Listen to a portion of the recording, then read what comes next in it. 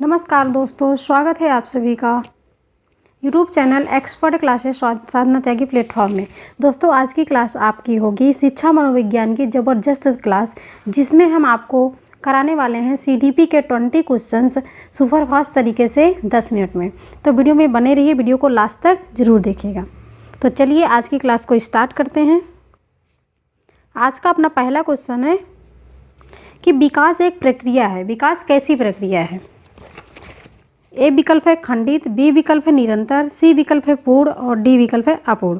तो विकास देखिए, विकास क्या है? निरंतर चलने वाली प्रक्रिया है। तो यहाँ पर हम बी विकल्प को लॉक कर देंगे कि विकास कैसी प्रक्रिया है। तो विकास एक निरंतर चलने वाली प्रक्रिया है। क्लियर है? अब क्वेश्चन नंबर दूसरा है कि पियाजे के अनुसार विकास की प्रथम अवस्था क्या होती है? जन्म से 2 वर्ष तक में बच्चा जिसके द्वारा सीखता है उसको क्या कहते हैं? बच्चा जो है जन्म से 2 वर्ष तक किसके द्वारा सीखता है? इंद्रियों के प्रयोग द्वारा सीखता है, या फिर अमूर्त चिंतन द्वारा सीखता है, भाषा के नए सीखे शब्दों के बोध द्वारा सीखता है, या फिर मूर्त चिंतन द्वारा सीखता है। तो देखिए, जन्म से 2 वर्ष तक की बात की जा रही है। बच्चा कैसे सीखता है? तो इंद्रियों के द्वारा सीखता है, इंद्रियों के प्रयोग द्वारा बच्चा सीखता है।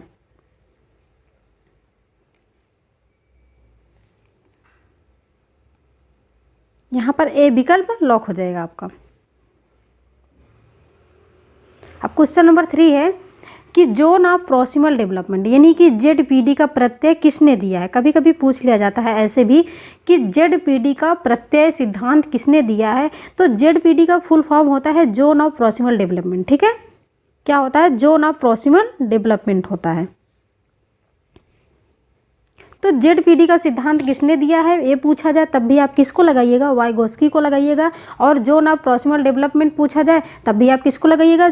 वाइगोस्की को लगाइए। ठीक है, तो यहाँ पर हम डी विकल्प को क्या कर देंगे? लॉक कर देंगे।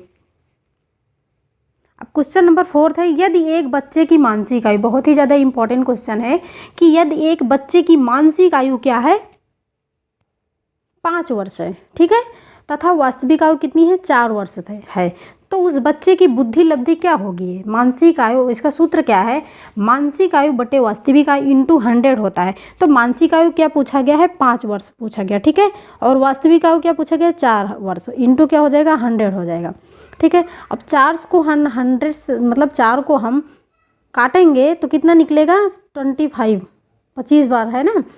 तो 25 पंचे कितना हो जाएगा? 125 हो जाएगा। यहाँ पर आपका आंसर निकल के आता है 125। तो बी विकल्प यहाँ पर लॉक हो जाएगा। अब क्वेश्चन नंबर जो है 5 है, अधिगम के लिए क्या आवश्यक है? यदि अधिगम हम किसी चीज़ को सीखते हैं तो उसके लिए क्या आवश्यक है? अनुभव आवश्यक है, स्वचिंतन आवश्यक है, प्रक्रिया, या फिर उपयुक्त सभी? तो उपयुक्त सभी आवश्यक है। देखो, स्वयं का अनुभव भी जरूरी होता है, उसके लिए हम चिंतन मनन भी करें, उसके बाद आप अपना जो है उसको क्रियाकलापों में उतारें। ठीक है, लर्निंग इज डूइंग, हम करके ही सीखेंगे। तो यहाँ पर उपयुक्त सभी हो जाता है। एक अधिगम के लिए क्या जरूरी है?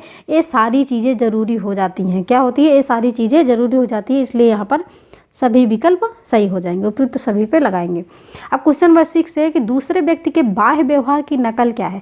अगर कोई बच्चा कुछ कर रहा है तो उसको हम देख रहे हैं, देखने के बाद क्या करते हैं? उसको अपने में जब हम उसको सीख लेते हैं तो उसको क्या बोलते हैं? अनुकरण कहते हैं। यानी कि दूसरे के व्यवहार को हम क्या करें? नकल कह रहे हैं, क्योंकि यहाँ पर क्या है? नकल है। अगर नकल शब्द आ जाए तो समझ लीजिए क्या पूछा जा रहा है? अनुकरण हो जाएगा आपका। यानी कि क्वेश्चन नंबर 6 का बी विकल्प लॉक हो जाएगा। अब क्वेश्चन नंबर जो है 7 है कि निम्न में से कौन सा अधिगम का वक्र नहीं है? क्या पूछा जा रहा है कि निम्न में से कौन सा अधिगम का वक्र नहीं है? नतोदर, लंबवत, मिश्रित और उन्नतोदर। तो देखिए, नतोदर क्या है? ये भी वक्र है। मिश्रित क्या है? ये भी वक्र है। उन्नतोदर ये भी वक्र है। लेकिन लंबवत क्या होता है? ये वक्र नहीं होता है। यही विकल्प आपका लॉक हो जाएगा। क्लियर? अब क्वेश्चन नंबर 8 है कि अधिगम में प्रयत्न एवं भूल के सिद्धांत का प्रतिपादन किसने किया? क्या पूछा जा रहा? प्रयत्न एवं भूल के सिद्धांत का प्रतिपादन किसने किया? तुरंत आप लगाइएगा, किसको लगाइएगा? थॉर्नडाइक को लगाइएगा। यानी कि बी विकल्प क्या हो जाएगा? लॉक हो जाएगा। अब क्वेश्चन नंबर 9 है कि वह कौन सा स्थान है जहां बच्चे के संज्ञानात्मक, बच्चे के संज्ञानात्मक विकास को सबसे बेहतर तरीके से परिभाषित किया जा सकता है। वह कौन सा स्थान है जहां बच्चे के संज्ञानात्मक विकास को सबसे बेहतर तरीके से परिभाषित किया जा सकता है?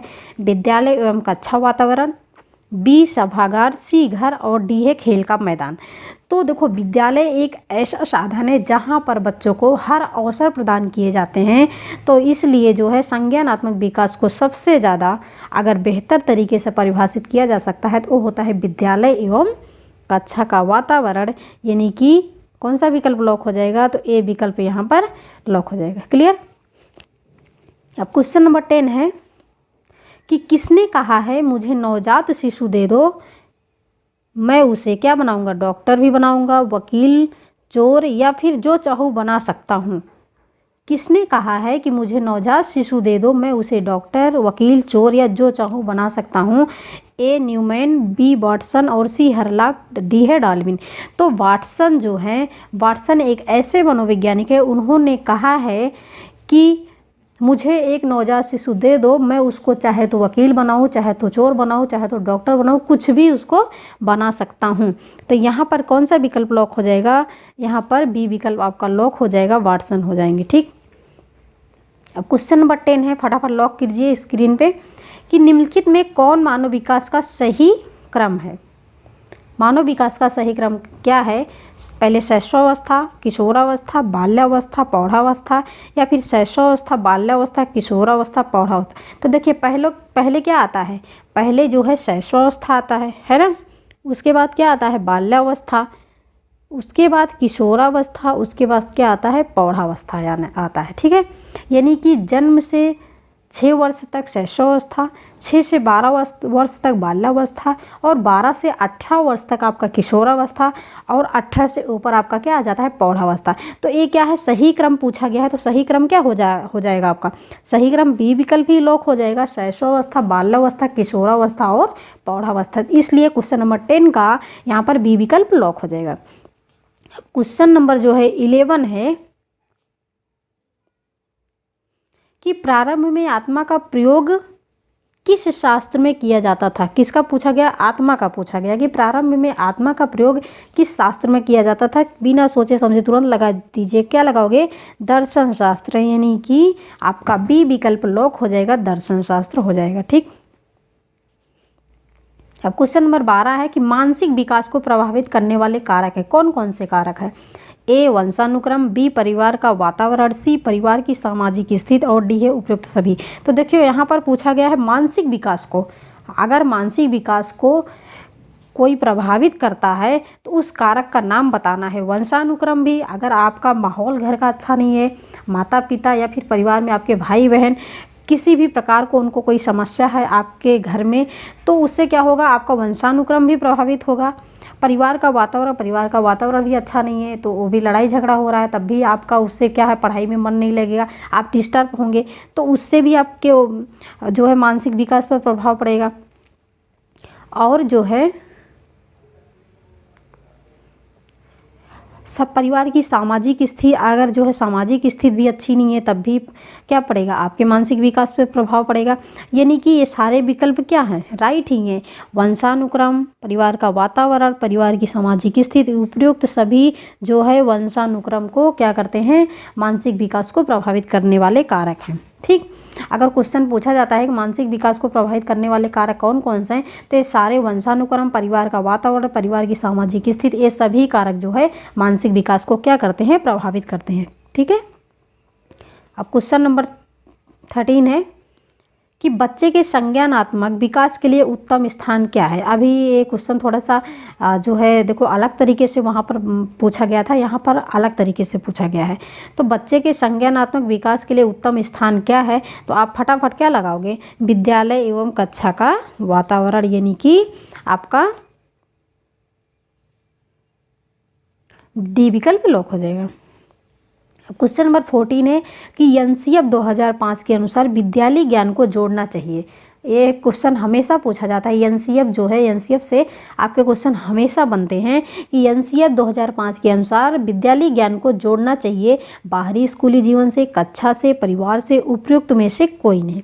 तो देखिए, अगर जो है पढ़ाई के साथ साथ विद्यालय ज्ञान को अगर हम बाहरी स्कूली जीवन से जोड़ें तो क्या रहेगा, बहुत ही ज़्यादा बेहतर होगा। क्या होगा, बहुत ही ज़्यादा बेहतर होगा कि अगर बच्चों को पढ़ाई के साथ साथ और भी चीज़ों का ज्ञान कराएं तो उससे क्या होगा, उनका सर्वांगीण विकास होगा। ठीक है, तो यहाँ पर हम ए विकल्प लॉक कर देंगे।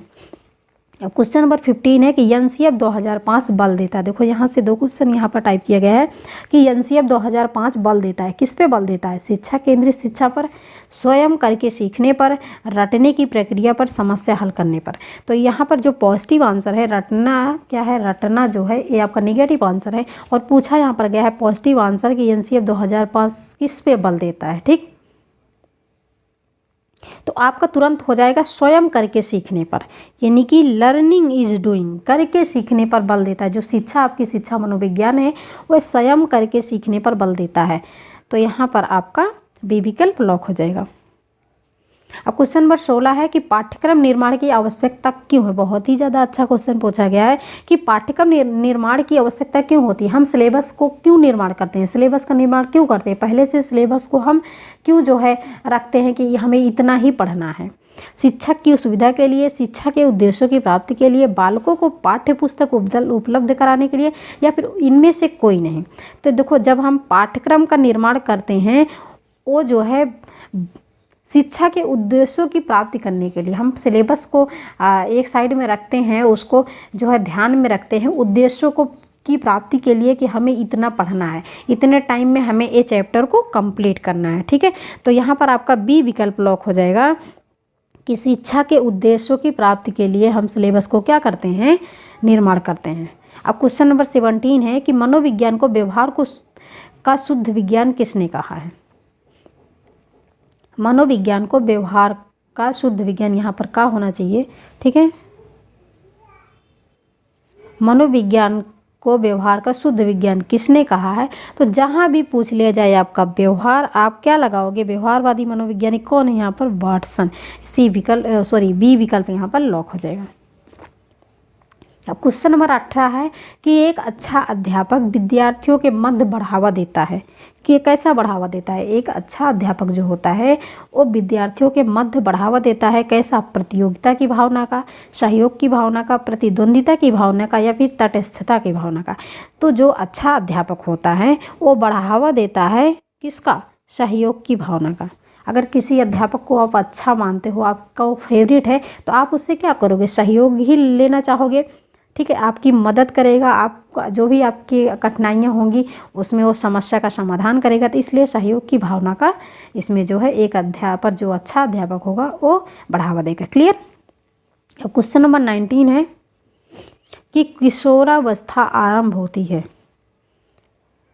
10 वर्ष की आयु में, 12 वर्ष की आयु में, 6 वर्ष की आयु में और 8 वर्ष की है। यहाँ पर पूछा है कि किशोरावस्था आरंभ होती है, ये नहीं पूछा गया है कि किशोरावस्था की अवधि क्या होती है।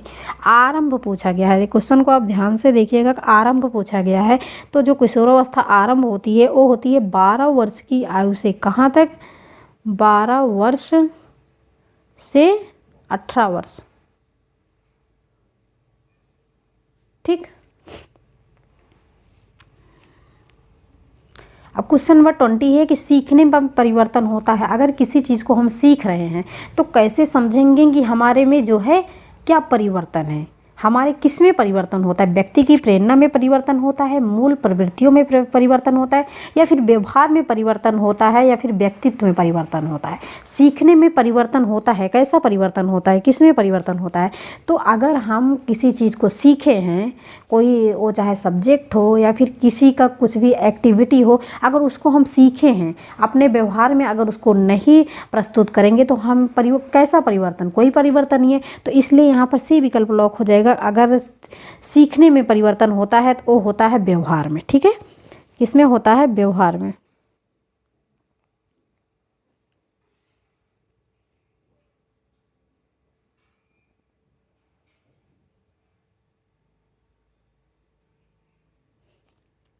अगर हमारे व्यवहार में कुछ भी चेंजिंग हुई है तो समझ लीजिए वो क्या है, सीखने में परिवर्तन है। क्लियर। तो ये थे आपके 20 क्वेश्चन जो हमने सुपर फास्ट तरीके से कराए 10 मिनट में। तो वीडियो में बने रहिए। अगर आप शिक्षक भर्ती की तैयारी कर रहे हैं तो ये वीडियो आपकी बहुत ही ज़्यादा आपके लिए बेनिफिशियल होने वाली है और होगी। हमेशा आपके एग्जाम में पूछा जाएगा। ये जो क्वेश्चन यहाँ पर ट्रेंड होते हैं वो हमेशा टेट, सीटेट, सुपर टेट, KVS किसी भी एग्जाम में पूछे जाते हैं। ठीक है। तो दोस्तों ये वीडियो आपको कैसी लगी? अगर अच्छी लगी तो लाइक करना। अगर आप सेशन में पहली बार वीडियो में जुड़े हैं तो चैनल को सब्सक्राइब जरूर करना नेक्स्ट वीडियो पाने के लिए। Thanks for watching video. This is Sadhna Tyagi's, expert classes.